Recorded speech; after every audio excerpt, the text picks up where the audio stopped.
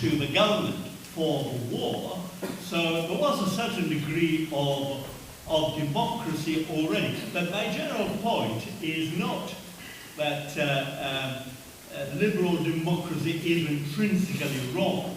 All I'm saying is liberal democracy is not a panacea. It is not the, as some people have claimed, that it was actually almost the culmination of history, the end of history. Once a liberal democracy triumphs, all conflicts are abolished, there is only one way of life. The struggle continues, and liberal democracy has proven itself quite flawed, quite faulty from that point of view, given the examples I gave. The other example is, you asked me about abortion. First of all, I made the point of abortion, I mentioned abortion because the argument had been by the Dutch MP was that Muslims have too many children, and so European peoples are not having enough children. Say, well, if you want, I was addressing myself to this chap's argument, that I believe the reason why abortion is wrong is because it is murder. It is a crime. It is a taking of life.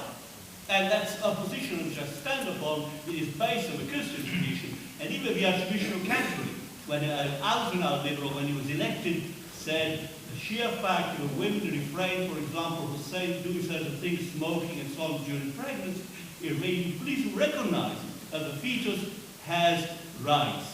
The fetus is not just a thing. Okay, Abdullah, would you want to respond?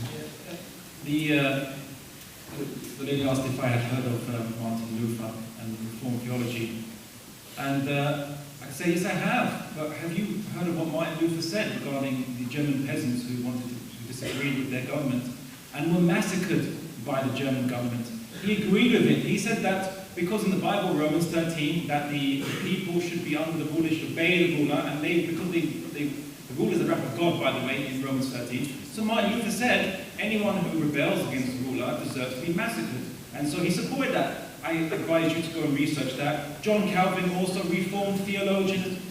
Abdullah, is Martin Luther King 20th century civil rights campaign and not the they're both reformists, but all right. So you mean more contemporary reformist, yeah? All right. Martin Luther King, yes, you know, he's a liberal Christian. I think that the type of Christianity that Alan Craig represents, after being with him, is not the same kind of liberal Christian, and certainly a lot of factions which are behind him or his colleagues are not fundamentalist Christians. They're not liberal Christians like Martin Luther.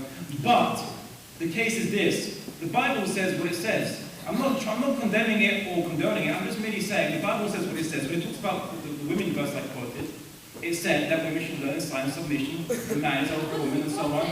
All right. So, what? Sorry.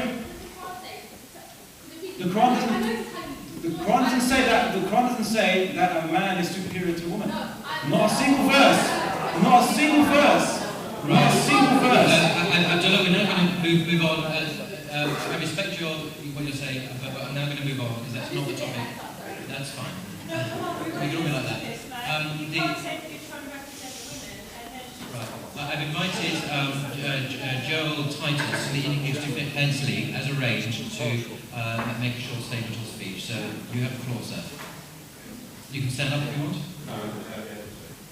Just so we can hear you. The mic's coming towards you, sir.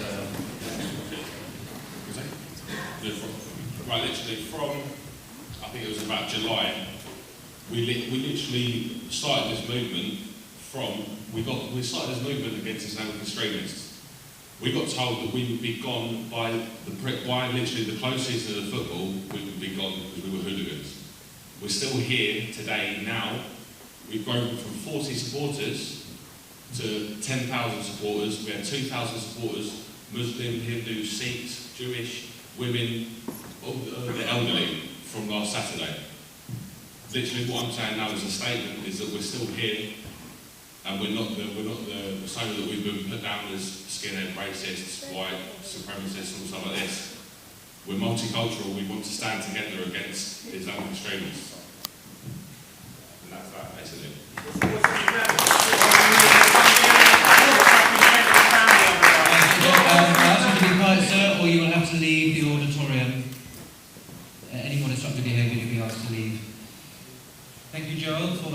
Very brief statement.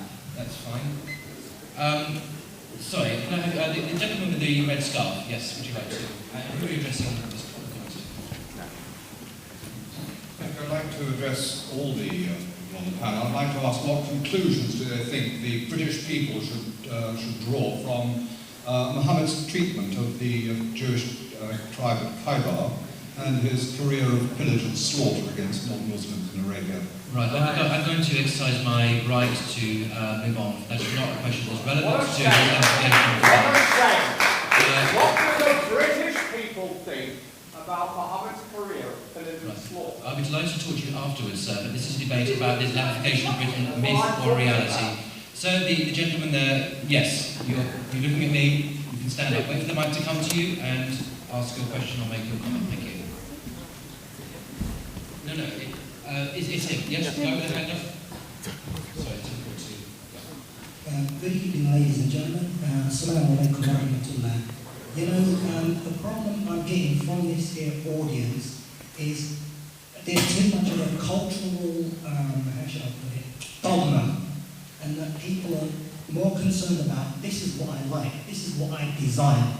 Now let me quote to you a verse from the Quran which states that there are certain things that you may love that is bad for you, and there are certain things that you might not like that are good for you. God knows and you know not. So I'm not trying to come across the religious theologies. What I'm saying is we need to look more into solutions as opposed to what we culturally love, what we culturally desire. Today we have in this world economic meltdown. In this world we have a world where there's no social cohesion, where there's intolerance, where there's wars, where there's starvation. We have so many problems and issues. Now, me sometimes I don't like getting up for work in the morning. You know, it's my desires. But it's good for me to go out there and to work. Sometimes I don't like, you know, revising for some of the exams I have training for. But, you know, that's just something I have to do. So what are the solutions to the problems? I mean, religion today is not applied anywhere in this world, whether it be Britain, whether it be France, whether it be in Israel, whether it be India.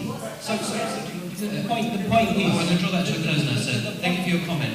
Do any of the panel want to respond to that very briefly? Because I don't think you want to speak. Okay, the gentleman there with the suit. Yes, you, sir. It's not a suit. It's not a suit. Okay, I apologise.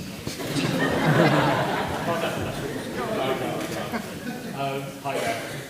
It's more of an observation, really, than a question.